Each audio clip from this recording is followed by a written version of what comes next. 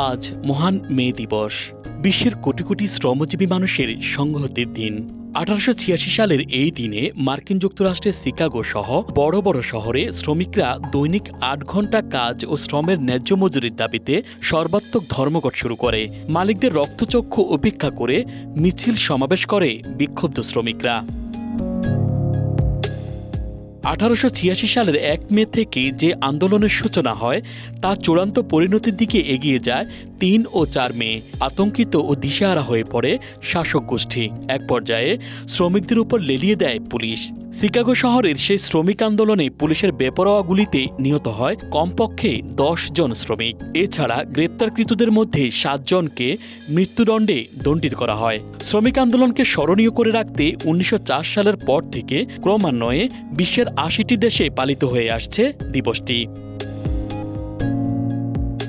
বিশ্বের অন্যান্য দেশের মতো প্রতি বছর বাংলাদেশেও পালিত হয় মে দিবস, কিন্তু স্বাধীনতার অর্ধ শতাব্দী পেরিয়ে গেলেও এখনও নির্ধারিত ন্যূনতম মজুরি পাচ্ছেন না দেশের অনেক শ্রমিক।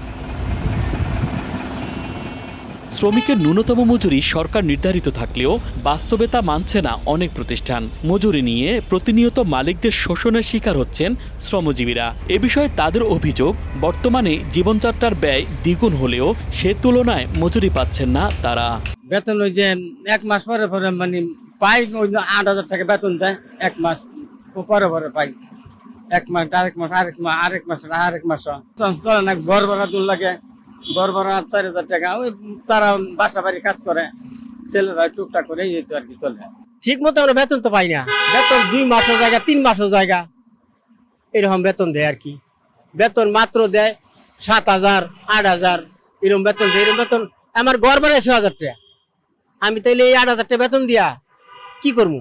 আমার তো সংসার চলে না। না ছুটি তো কখনো দেয় না।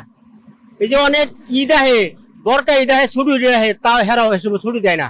তারপর আল্লাহ সুখেই রাখছে, কিন্তু কর্ম করি প্রতিদিন আসি ওর জন্য সুখে। আজকাল বিকালে অনেক লেবার আছে, ওই বেতন একটা যায় তখন কি করে আসে না, মাসের পর মাস আসে না, 15 দিন আসে না, 20 দিন আসে না। বেশ কিছু প্রতিষ্ঠানে এখনো রয়েছে অনিয়মিত বেতন, অতিরিক্ত সময়ের ন্যায্য মজুরি না দেয়া সহ নানা অনিয়ম। আর নারী শ্রমিকদের ক্ষেত্রে কর্মঘণ্টা ও বেতন বৈষম্যের সমস্যা তো আছেই। মনে করুন সুপারভাইজারেরা খায় হারে, আবার ওভার টাইম করি, টেহা দেয় না। 1 মাস জায়গা আরেক মাস আয় করে, তাও টেহা দেয় না। 25 তারিখে টেহা দেয়, 22 তারিখে টেহা দেয়। বইলে কি করবো, আমারে তো খাবো আমি সারের উপর দিতে আমরা কথা বলতে পারিনি। ধরেন ওই যে সুপারভাইজার সব ওরা কয় যে সারের কও, আর পোষালে করো, না করলে যাও। ওইটি তো সবাই কয় যে 8,000 টাকা। শ্রমিকের ঘামেই সচ্ছল হয় দেশের অর্থনীতি। তাই ন্যূনতম মজুরি শুধু নির্ধারণেই যথেষ্ট নয়, তার বাস্তবায়ন নিশ্চিত করাও জরুরি বলে মনে করেন সংশ্লিষ্টরা। Dhaka express news desk.